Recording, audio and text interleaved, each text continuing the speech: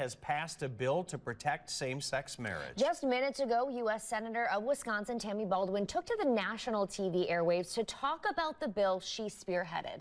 We caught up with Senator Baldwin beforehand, who was a part of the 61 senators that voted in favor of the bill.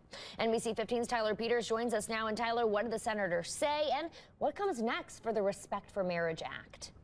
Elizabeth, Senator Baldwin was one of those co-authors for the Respect of Marriage Act. The bill heads to the Democrat-controlled House of Representatives, with a final vote likely coming next week.